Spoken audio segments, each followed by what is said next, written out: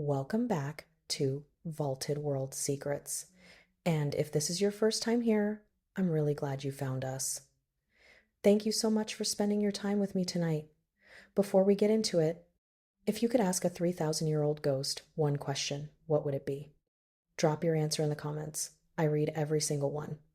Now let's get into it. The scroll came to me on a Tuesday. Not the original. The original was 3,000 years old and lived behind glass in a climate-controlled annex of the Cairo Museum, handled only with nitrile gloves and the kind of reverence you give to things that have outlasted every civilization that ever tried to understand them. What came to me was a photostatic copy, folded into a manila envelope with a yellow sticky note from my department head that said, simply, Soliman, your area. Translate. Note the ending. I was 34 years old. I had spent 11 of those years studying the Ramesside period, the age of Ramesses the Great and his successors, that extraordinary epoch running roughly from 1290 to 1070 BC, when Egypt was simultaneously at the height of its imperial power and quietly beginning to rot from the inside. I had read thousands of texts from that era.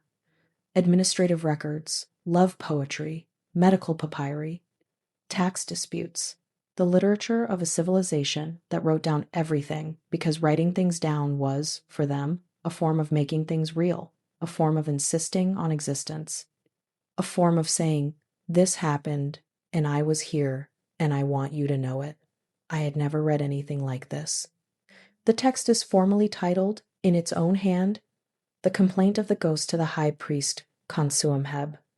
Scholars call it simply the ghost story. It is the oldest ghost story in the world, not metaphorically, not arguably. Definitively, irreversibly, and with no competition. There is nothing older. When Homer was composing the Iliad, this story was already 600 years in the past. When Jesus of Nazareth walked through Galilee, this story was 1,200 years old. When you are watching this video, it is approximately 3,100 years old. I want you to sit with that number for a moment. 3,100 years. The story you're about to hear was already ancient when the Roman Empire was founded. It was already ancient when the Parthenon was built. It was already ancient when the Buddha sat under the Bodhi tree. Whatever you consider old, whatever you consider the deep past, the unreachable past, the past that has nothing left to say to us, this story is older. And yet when I first read it, sitting at my desk in Cairo on a Tuesday afternoon in 1987, with a cup of cold tea at my elbow and street noise filtering up from 4 floors below, the hair on my arms stood up.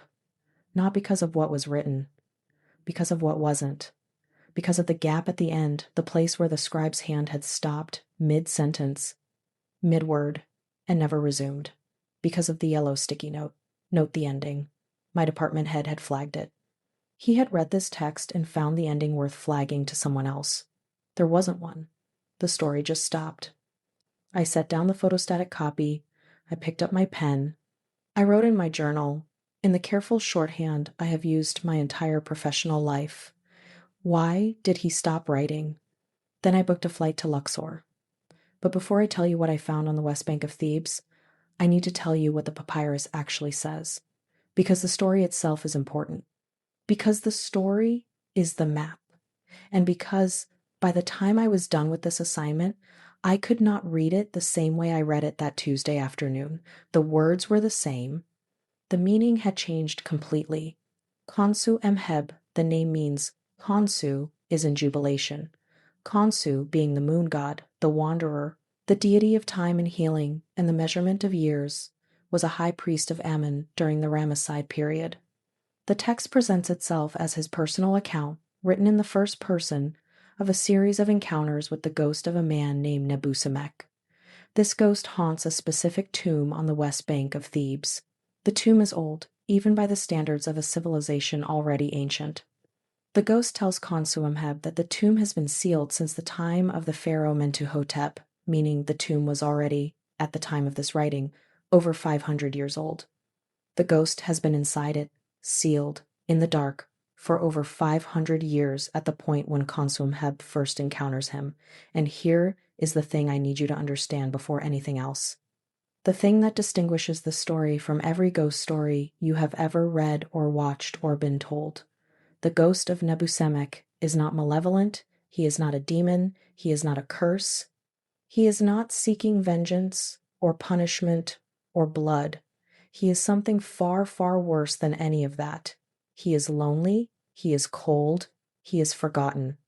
And in the theology of ancient Egypt, being forgotten was not a metaphor for sadness. It was a mechanism of destruction. Here's what you need to understand about Egyptian cosmology, because it is the engine of everything that follows. In the theology of the New Kingdom, a person did not simply die and go to another place, the way we might casually imagine heaven or whatever comes after. Existence in the afterlife required maintenance.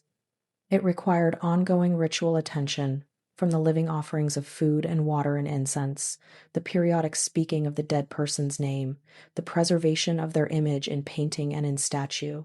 A name, spoken aloud by a living person, was not merely a sound. It was, in their system, the mechanism of existence. To speak a name was to call that person into being. To cease speaking it, to let it go unspoken long enough, was to let that person fade, not into peace, not into darkness, into something the Egyptian language has no single word for, a state of conscious suspension between death and true oblivion, still aware, still present, still waiting, but no longer real in any sense that the living world could recognize. A person whose tomb was maintained continued to exist in the field of reeds, the Egyptian paradise. A person whose tomb was neglected began to fade, and a person who was entirely forgotten, whose tomb was sealed and abandoned, whose name was no longer spoken by anyone, whose offerings had dried to dust centuries ago, that person did not cease to exist in peace. They lingered in a cold, dark place, not alive, not at rest, not gone, just still there, conscious but without company, existing but without purpose, in a darkness that had no hour and a cold that had no season, for as long as the forgetting continued. For Nebusemekh, the forgetting had been continuing for over 500 years by the time Khonsuemheb found him. For Nebusemekh, by the time I found his tomb, it had been continuing for 3,000. Khonsuemheb appears at the entrance to the sealed tomb. We are not told why he went there or what drew him to that particular sealed doorway in the Theban necropolis.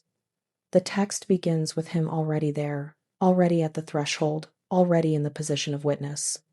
And the ghost appears to him at the limestone boundary at the edge of the sealed door, not crossing it, because the limestone threshold defines the limit of his physical existence. He can speak from inside it. He cannot cross it. He describes his condition in the specific, precise, almost bureaucratic language of a New Kingdom official making a formal complaint. And this formal language, in the context of 3,000 years of suffering, is one of the most quietly horrifying things I have ever read in any ancient literature. He says, "My linen wrappings have rotted away. My coffin has collapsed. My funerary equipment has been scattered. My name is no longer spoken.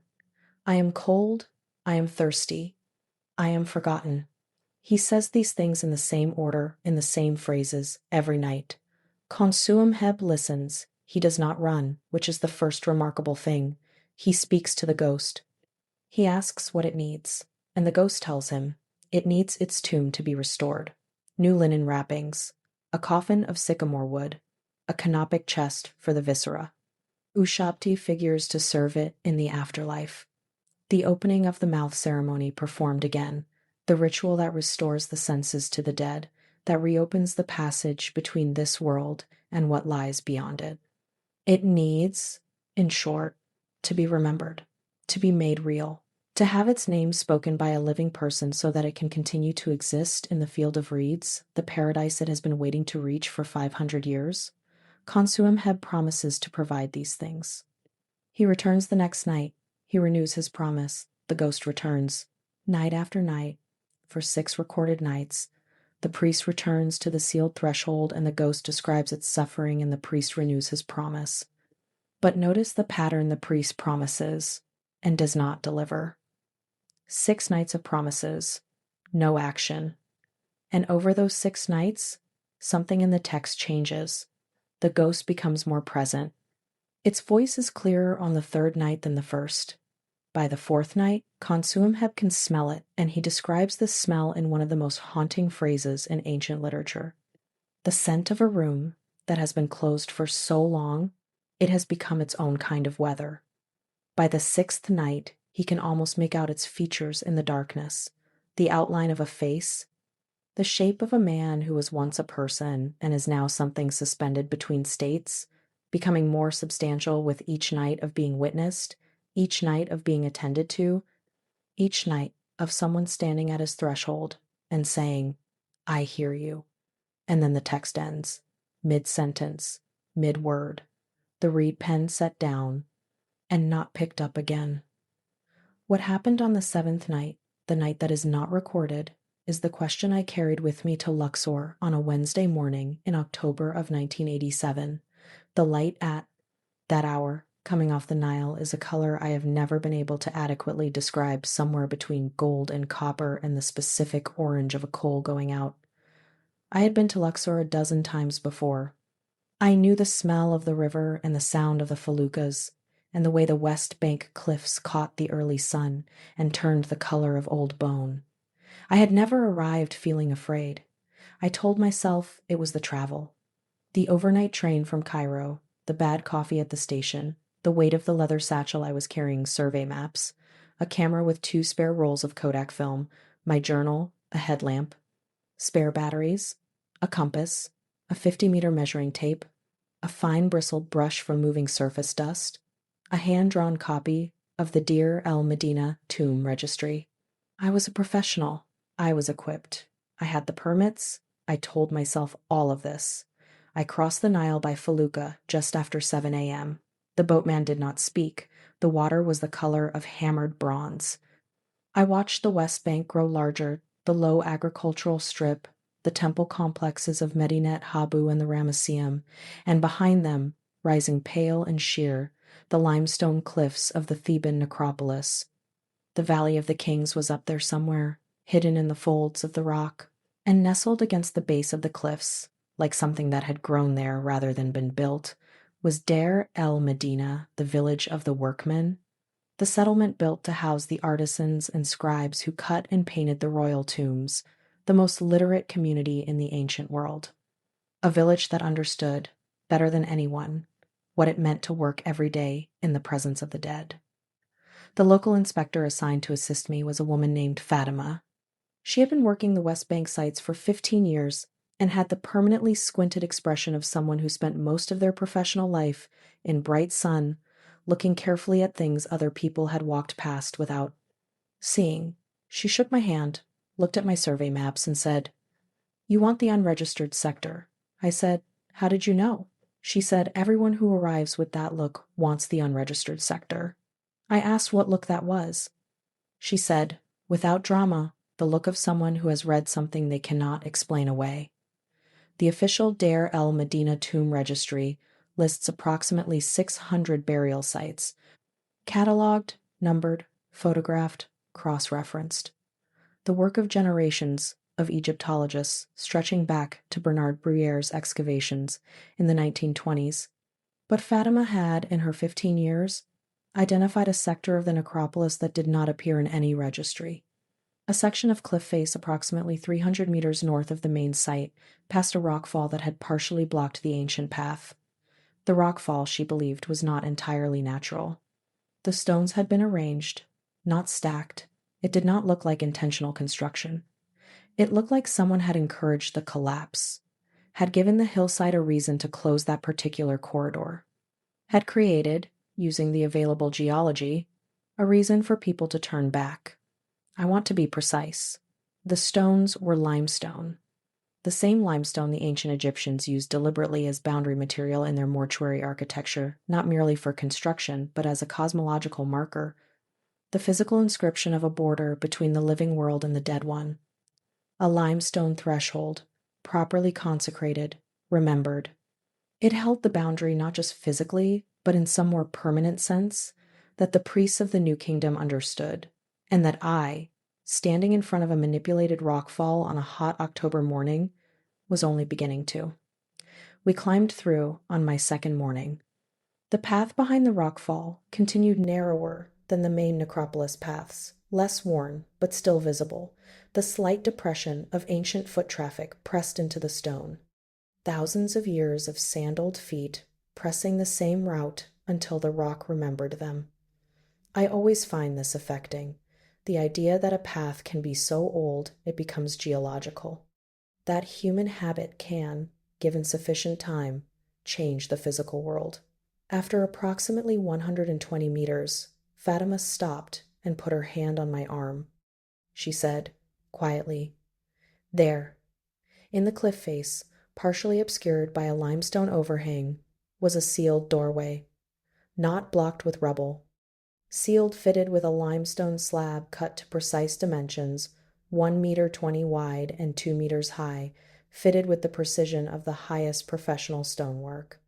On its surface, in hieratic script, the flowing cursive form of hieroglyphics used for religious documents, the everyday writing of the priestly class, someone had inscribed a text. I brushed the surface dust away with my soft brush. I read the inscription slowly, translating word by word into my journal. It said, "He who speaks to what is inside must not answer what speaks back." I read it 3 times. A standard tomb seal says, "Do not enter," or "Death to he who disturbs." This seal did not say "do not enter." It said "do not answer." And the distinction between entering and answering, between visiting and responding, between presence and reciprocity felt important in a way I could not immediately articulate but could not dismiss. Not stay out, but if something speaks to you from inside, do not reply. As if entry were acceptable, as if the speaking were inevitable, as if the thing inside had been speaking for a very long time, and the only question, the only variable that had ever mattered was whether someone would answer. We did not open the tomb that day. Proper protocol documentation first, photographs, measurements, registration of the find. I spent the afternoon of the second day on this work. As the light was going, I asked Fatima, "Have you touched the slab?" She was quiet for a moment. Then she said, "Once, when I first found it 18 months ago, I asked what it was like." She said, "It was warm." The stone was warm, even though it faces north, even though it had been in shadow since mid-morning. She paused. I decided to wait for someone with the proper academic credentials. That night I could not sleep. I lay in my narrow bed at the guest house in Gurna and listened to the sounds of the West Bank at night, the dogs, the Nile somewhere in the distance, the dry clicking of cooling stone as the cliffs gave back the day's heat. And once, briefly, what I categorized as wind, a low, continuous sound from the direction of the cliffs, rhythmic, cadenced, at the very edge of language. I sat up. The sound stopped. I lay back. The sound resumed, fainter, just below the threshold of certainty, just close enough to language to make me listen, just far enough to let me tell myself I was imagining it. I did not sleep much that night. We opened the tomb at 8 a.m. on my third day. The limestone slab was heavier than it looked. The fit was perfect, no mineral adhesion, no compression warping, but its weight required both hands and a specific angle of force that Fatima and I had to find through trial and effort. She told me later she had tried to shift it alone, once, when she first found it, and had not managed it. That had been another reason she waited for someone else. The slab pivoted outward on a natural lip at its base, as if designed to open from the outside, as if the ceiling had always anticipated an opening, as if whoever sealed it understood that the seal was not a permanent ending but a temporary containment, and that someone would eventually come and lift it, and what mattered was not the lifting, but what happened next. The smell that came out, I have been in approximately 40 sealed tombs in my career. I know the smell. Desiccated, mineral, profoundly still. The smell of air that has not moved in a very long time. Every Egyptologist knows it. But underneath that smell, in this tomb, was something else, something I could not immediately name. Not rot, the tomb was far too dry, something closer to burned resin. To Kai-Fi, the sacred incense burned in New Kingdom temples, myrrh and raisins and pine and calamus, a particular warm smokiness I associated with ritual contexts, with recently burned incense absorbed into stone. This stone had not had incense burned in it recently, or if it had, the word recently was operating on a timescale I was not ready to think about. I put on my headlamp and went in. The entrance corridor was cut directly into the limestone, approximately 1 meter 30 wide and 2 meters high, standard Ramesside private tomb dimensions, sized for a person of moderate status, not royalty but not common, someone of rank. The walls were plastered and painted, and the paint was in extraordinary condition. 3,000 years sealed in darkness, shielded from ultraviolet light and humidity and temperature variation, had left the colors in a state less like preservation and more like suspension, as if time had simply not been admitted through that sealed door. In my headlamp beam, cobalt blue, malachite green, deep ochre red, brilliant white. On the left wall, scenes from the Book of the Dead, the weighing of the heart, the 42 assessors in their court, the devourer, Amit, waiting at the base of the scale. On the right wall, the daily life of the deceased, a man at an offering table, servants carrying provisions, a garden with a rectangular pool. I stopped. I looked at the man at the offering table. He was depicted in the standard Egyptian-style profile head, frontal shoulders, formal hieratic posture. But his face, under my headlamp, at a raking angle, showed something. It had been repainted. You could see the ghost of an earlier portrait underneath, slightly different proportions, a different nose angle, a different quality of presence.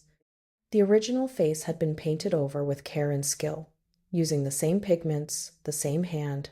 In flat light, straight on, you would never see it. In raking light, the shadow of the original face rose through the new one like a watermark, like something covered but not erased, like something that refused to be entirely replaced. I photographed it from 4 angles. I wrote in my journal, portrait repainting. Why? Damage? Artistic revision? Or deliberate alteration of identity? Someone changed the face of the deceased. And whoever did it from the outside. After the original burial. After the sealing. I would not understand why until later, sitting in the guest house with the papyrus copy open on the desk, a name unspoken, a face erased. Someone had not merely neglected Nebusemekh. They had actively tried to make him disappear, not from the tomb, but from the record. They had painted over his face so that even if someone found the tomb, they would not know who they had found. They had manufactured the forgetting, and the ghost had been paying the price for that manufactured forgetting for 3,000 years. The burial chamber was 8 meters in, roughly rectangular, 4 meters by 3, with a vaulted ceiling painted deep lapis blue and scattered with gold stars in a pattern I did not recognize, not the standard duat configuration, not any astronomical ceiling pattern I had encountered in 23 years of studying tomb architecture. The pattern was a spiral, drawing the eye inward toward a center that was slightly darker than the surrounding lapis blue, a darkness within darkness, a center that the gold stars seemed to be circling rather than occupying, the way planets circle a sun they cannot approach. The painter who rendered that ceiling had extraordinary skill. They knew exactly what they were doing, and what they were doing was not depicting the sky. They were depicting something in the sky, or beyond it, or behind it, something that the standard astronomical vocabularies of their time did not have a name for, and so had no standard symbol for. Something the painter had apparently seen, or been told about, or had reason to believe existed in the cosmological space beyond the field of reeds, beyond the duat, beyond the mapped territories of the Egyptian afterlife. Something waiting at the center of a spiral that the stars had been circling for 3,000 years. I photographed that ceiling 6 times. I would spend 3 weeks after leaving this site, working through every comparative resource I had: the Dendera zodiac, the astronomical ceilings of the Valley of the Kings, the star clocks of the Middle Kingdom coffins. Nothing matched. I have never published those photographs. I think about them, sometimes, when I wake at 2:30 a.m. and lie still in the dark, listening to the bottom of the ordinary silence. I called back to Fatima, at her position at the corridor entrance. The mummy is gone. She called back, yes. I said, did you know? She said, I suspected. I said, how? She said, because of what is still here. I looked around the chamber again, and there it was, in the far corner, placed with extreme precision, at exact right angles to the corner walls. In the midst of the general disorder of displaced coffin fragments and scattered Ushabti figures, a small limestone offering bowl. Clean. Not archaeologically clean.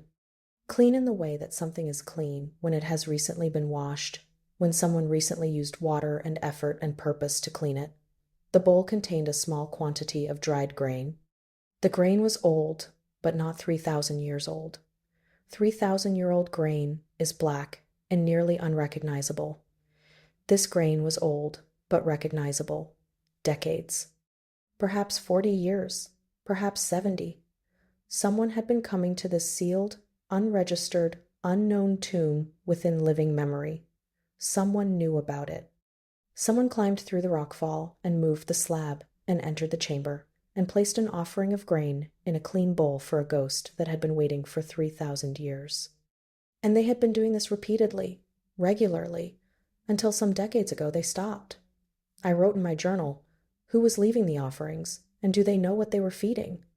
It was on the afternoon of my 5th day in Luxor, my 3rd day working inside the tomb, that the first anomaly occurred that I cannot explain. I was photographing the south wall, a section of the negative confession, the list of sins the deceased could honestly deny before the divine judges, when my headlamp flickered. Not the battery. I had just replaced the batteries that morning. A brief dimming, and then it steadied. I noted it, assumed a loose connection, continued. 20 minutes later it happened again, and in the half-second of darkness before the lamp steadied, I heard something. A voice. Not Fatima's voice. She was at the corridor entrance, 20 feet away, and this voice came from inside the chamber, from the corner with the displaced coffin. It was low, male. It was speaking, and here I want to be as precise as I can, it was speaking in a register of Egyptian that I recognized the way you recognize a language you studied long ago. Not fluently, but in fragments. In the specific formal register of New Kingdom priestly correspondence, elevated, precise, not wild, not raving, not the voice of something in agony, the voice of someone making a formal statement of facts. I am cold, I am thirsty, my name has been forgotten, I am so cold. My headlamp steadied. The chamber was empty. I stood absolutely still for approximately 30 seconds, and then I did the thing I was trained to do. I did not move, I did not speak, and I began working through the rational explanations. Acoustics of the chamber, the particular resonant properties of limestone vaulting, wind through the slab gap, Fatima humming. Auditory pareidolia, the brain's tendency to impose familiar patterns, specifically language patterns, onto ambiguous sounds. I am experienced enough to know that sealed spaces do strange things to sound. I have heard apparent voices in tombs before, and traced them to air currents through geological fissures. All of this was possible. All of this was rational. I called out to Fatima.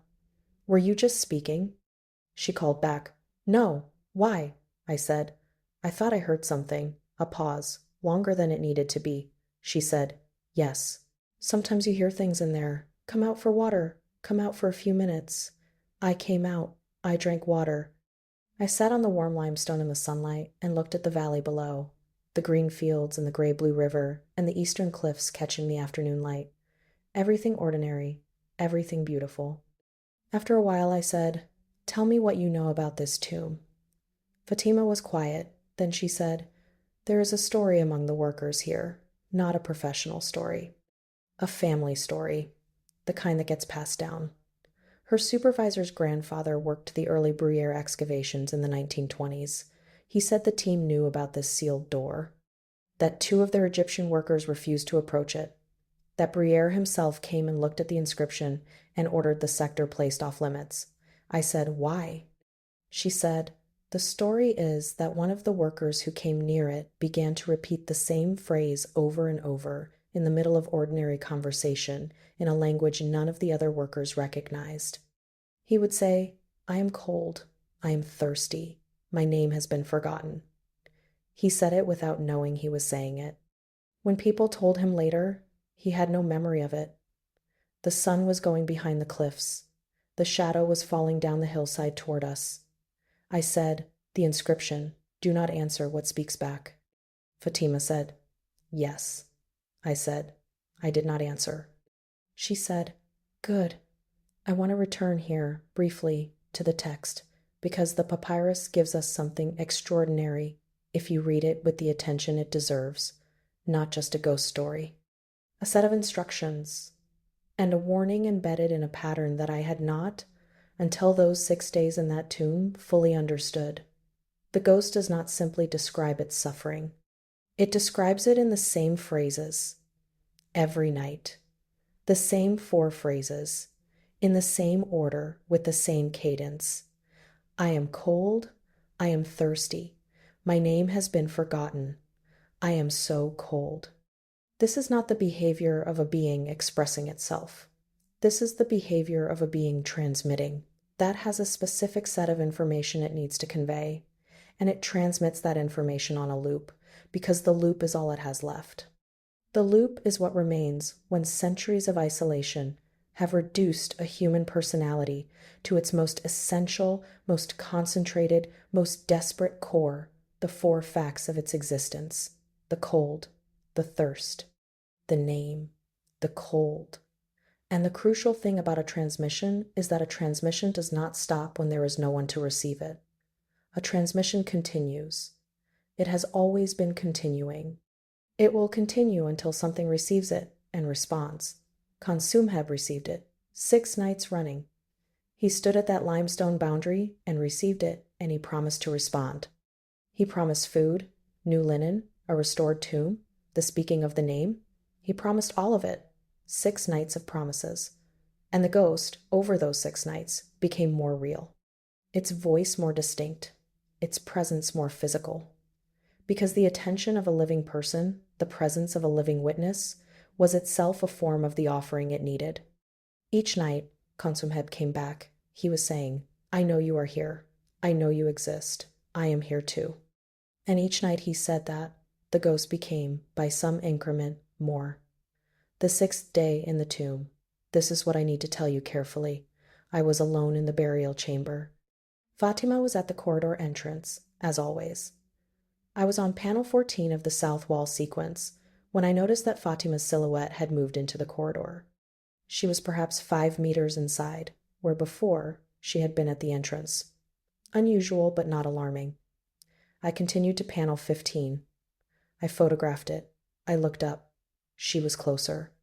3 meters from the chamber entrance, against our protocol. I called, "Fatima, you're moving into the corridor." No response. Fatima? She was standing completely still, and the silhouette was wrong. I keep returning to that word because it is the accurate one, even if it is not a scientific word. The proportions were right, the height was right, the canvas bag, the headscarf, the general shape, but the way the shape was standing, the angle of the head, the position of the arms relative to the body, the specific distribution of weight it had, the quality of a representation of something that had studied a person and reproduced them with great skill, but without the complete information, without the information about what it feels like to be alive in a body that has been alive long enough to know how to stand without thinking about it, the micro movements, the breath, the 1,000 tiny adjustments that keep a living body present and upright and real. Their absence was the loudest thing in the room. I stood up, slowly. I made myself move at my ordinary pace because I had a strong conviction, irrational in form, but very clear in my mind, that the thing in the corridor was attending to my responses. That my fear, if I showed it, would be a form of communication. That if I communicated anything, I was answering, and I was not going to answer. I said very quietly, "I know what you are." The silhouette did not move. I said, "I will not speak your name." Because I understood, standing there, what the inscription was actually warning against. Not against entry. Not against speaking first. Against answering.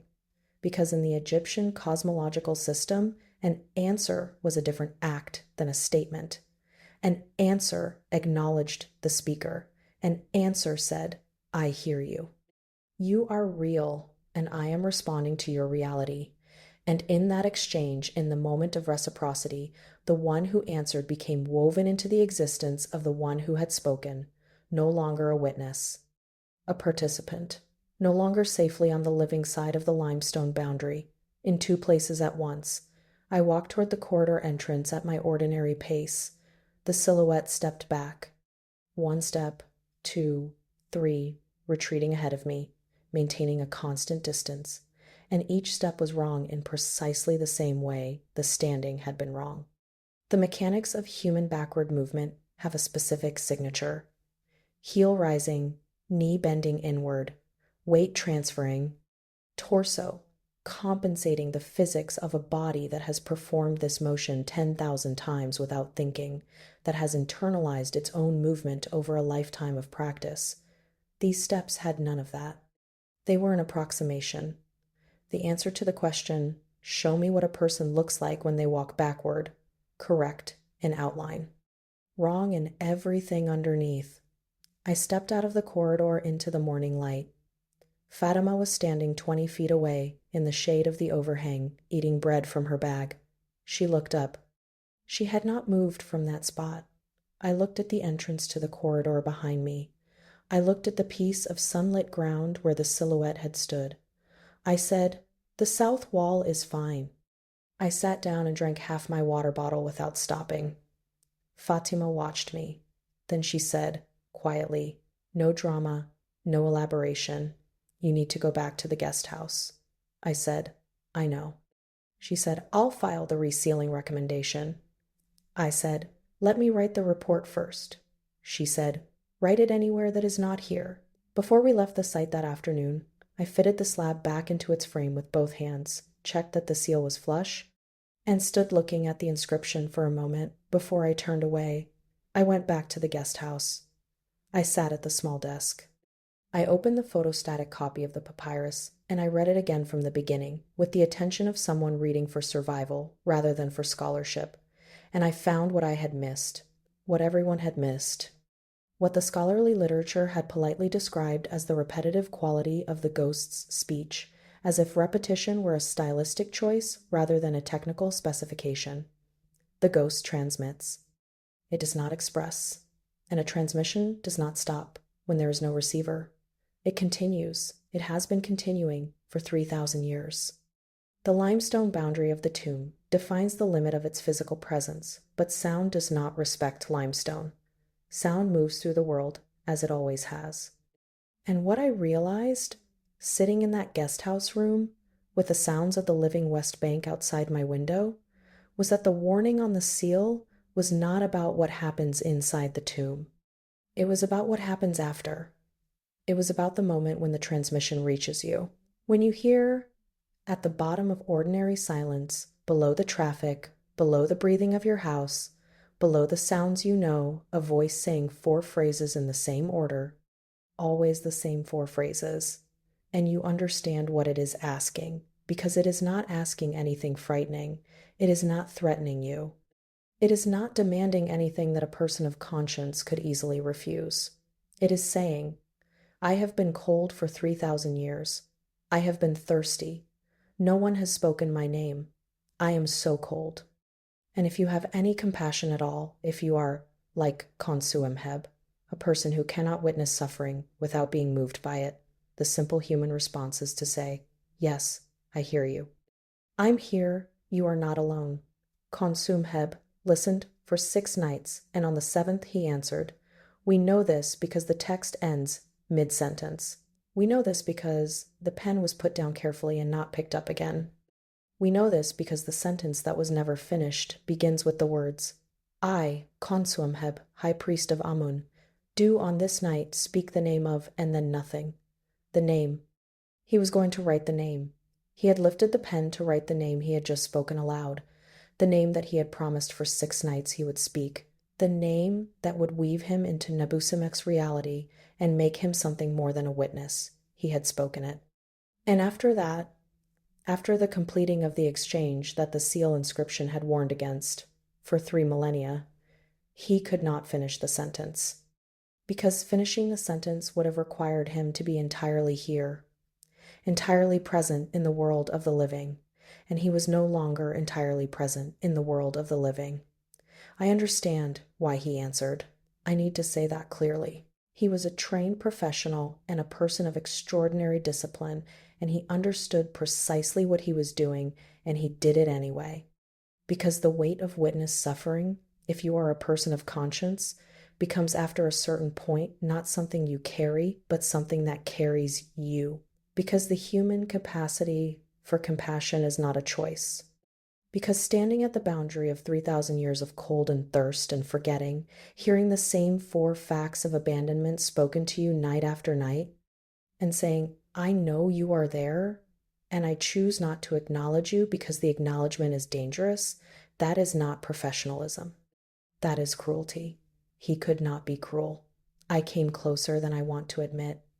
There is a specific quality to the exhaustion of those 6 days that I have never felt before or since. It was not physical exhaustion. I was fit and well supplied, and the work was no more physically demanding than dozens of previous excavations. It was something more like the exhaustion of sustained vigilance. The exhaustion of keeping a door in yourself closed for 6 days running, of hearing something speak and choosing moment by moment not to reply, of maintaining the silence not as an absence, but as an active effort, a constant small expenditure of will, of being, at every moment, aware of the transmission and deliberately not receiving it, of knowing, as the days accumulated, that Khonsuemheb had maintained this vigilance for 6 nights and then failed on the 7th, and that 6 days was not 7, but that 7 was coming. That 7 always came. That the threshold was not a fixed point, but a moving one, approaching with each day of sustained witness, and that the only way to avoid crossing it was to leave before it arrived. On the morning of my 7th day, I went back to the tomb, alone. Early, before I had told Fatima I was going, before the sun was over the eastern cliffs, I climbed through the rockfall and walked the path in the gray pre-dawn light, and I reached the sealed doorway, and the slab was standing open, not wide 30 centimeters. I had closed it myself, the previous afternoon, with my own hands. It was open, and through the gap came the deep smell, and underneath it the kaifi, the ancient incense, stronger now than it had been at any point in the 6 days I had worked inside. And from the darkness, not loudly, not dramatically, simply quietly, and with the patience of something that has been waiting longer than any institution on earth has been standing, I heard it. The same 4 phrases, the same order, the same cadence that had not changed in 3,000 years. I am cold. I am thirsty. My name has been forgotten. I am so cold. The limestone threshold was at my feet. I stood at that threshold for what felt like a very long time, and then I placed both of my hands on the edge of the ceiling slab and I pushed it closed. The smell cut off, the sound cut off. The morning light fell on the smooth stone surface and on the inscription carved across its middle, and I looked at that inscription. He who speaks to what is inside must not answer what speaks back. And I took out my camera and I photographed it one final time in the long early light, and then I turned around and walked down the hill. The formal report I filed with the Supreme Council of Antiquities on November 12 of 1987 recommended permanent resealing and classification as a high preservation restricted site. The translation of the seal inscription was placed in the internal registry only, not published. The carbon dating results for the grain in the offering bowl came back 4 months later, 1920 to 1960, plus or minus 10 years, a range wider than a single deposit would typically produce, consistent with multiple offerings made over several decades rather than one event. Someone, identity never determined, had been entering the sealed tomb and leaving grain offerings repeatedly, across years, possibly across a generation. We never found out who. We never found out how they knew about the tomb, or how they found it, or what they understood about what they were doing when they left those offerings, whether they heard the voice, whether they answered. I returned to Cairo. I returned to my work. 2 papers published in 1988, neither about this site. Teaching, office hours, the ordinary rhythm of a professional life. I slept, mostly, though for approximately 8 months after returning from Luxor, I found myself waking in the dark at around 2:30 a.m. and lying very still and listening. Not because I expected to hear anything, because I needed to confirm the absence of a specific thing. And most nights, the confirmation came easily. Cairo sounds like Cairo, and the absence was complete, and I went back to sleep. But on some nights, I would lie in the dark of my apartment, in a city of many millions of living people, and at the very bottom of all that ordinary noise, I would catch something, a rhythm, a cadence, 4 phrases in a specific order, transmitted from a cold, dark place that had been transmitting without interruption since before the birth of every religion currently practiced on this earth. On those nights, I would get up and turn on every light and make tea and sit at my desk until the sun came up. I never answered. I should tell you one more thing. In the spring of 1989, 18 months after the site was resealed, I received a letter from a retired agricultural engineer who had spent his career working the irrigation systems of the West Bank. He was 73 years old. He had read a brief note I had published in a minor Egyptological journal, mentioning, without detail or location, the discovery of an unregistered Ramesside period private tomb. He had recognized something in the description. He wrote to tell me that his father, who had worked as a foreman on the early Bruyere excavations, and then spent 50 years farming the West Bank floodplain, had, every year from 1931 until his death in 1964, on the first night of the harvest season, climbed the hill to a place in the north sector of the necropolis with a bowl of grain and left it. The engineer had asked his father, once, who the offering was for. His father had said, for the one who keeps asking. The engineer had assumed this was a folk religious practice, a local custom of uncertain origin. He had not thought about it in decades until he read my journal note. He wanted to know, had I found the bowl? I wrote back. I told him I had. I told him the site was resealed and restricted. I thanked him for his information. I did not ask whether his father had ever heard anything when he left the offerings. I did not ask whether his father had ever answered. Some questions, I have learned, are better left at the level of the letter, at the surface of the exchange, in the space where information is shared, but the deeper implication is allowed to remain sealed, like a fitted limestone slab on a tomb entrance, keeping what is inside from what is outside, keeping the cold and the thirst and the forgotten name from reaching into the world where living people eat and sleep and wake at 2:30 a.m. and lie very still, listening for the bottom of the ordinary silence. I want to be precise about what it costs me to not answer, because I am aware that saying nothing sounds simple, that saying nothing sounds like the obvious choice. That's saying nothing to a voice you are not certain you are actually hearing, in a language you only partially understand through a gap in the ordinary noise of a city night, sounds like no choice at all. But that voice had been waiting for 3,000 years.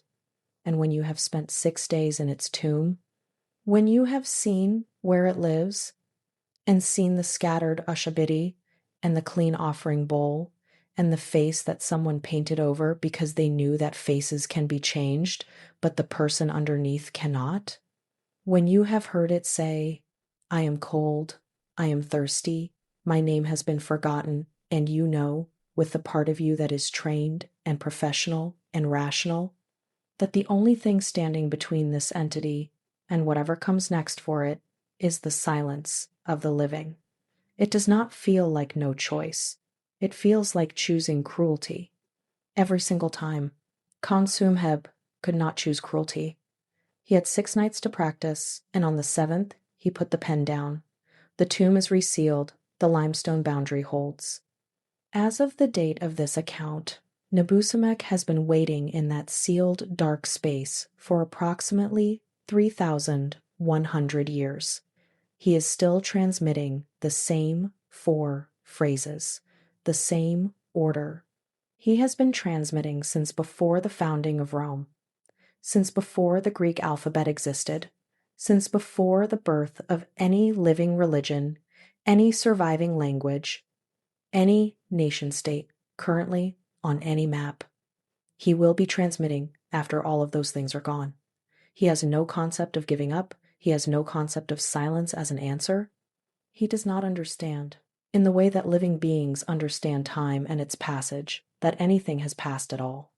He is simply in the dark, and he is cold, and he is thirsty, and his name has not been spoken, and he is waiting for someone, anyone, to say, "Yes, I hear you. I am here." He is still waiting. And now you know his story, and now his name has been spoken in your ears, in your house. In the dark, if you are watching this at night, which I suspect some of you are, Nebusemekh, the name that no one spoke for 3,000 years. You have heard it now. I wonder, sometimes, if that counts. I wonder, sometimes, if hearing is enough. I wonder, sometimes, on the nights when I wake at 2:30 a.m. and lie very still and listen to the bottom of the silence, whether it has been enough for him, whether, wherever he is, in whatever cold and lightless space that lies on the other side of a fitted limestone threshold on the West Bank of Thebes, he can tell the difference between being heard and being answered, whether the distance matters to him, whether distance has ever mattered to anything that has been waiting that long. If you found this file, if this account reached you through whatever sequence of years and hands brought it to your screen, subscribe. Seal the notification bell the way they sealed that limestone doorway, because there are more files, more envelopes, in more bottom drawers, more reports written and never published, about places found and never registered, about sounds heard and never admitted to, more mid-sentence stops, more pooled ink at the point where the pen was set down and not picked up again. The next one will be unsealed soon. Survival rule. If you hear at the bottom of ordinary night silence a voice saying 4 phrases in the same order, always the same 4 phrases, do not acknowledge it. Do not think, "Yes, I hear you." Do not feel compassion for it, because compassion is the mechanism. Turn on the lights, say the names of living people out loud, fill the air with the sounds of this world. Because Nebusemekh is patient in ways that living beings cannot understand. He does not need you to speak. He only needs you to listen long enough that the silence becomes agreement. Khonsuemheb listened for 7 nights. On the 7th, the pen went down. We do not know where he is now. We know only that he is no longer entirely here. Do not listen for the 7th night. The boundary between hearing and answering is thinner than limestone. Be careful which side you are on.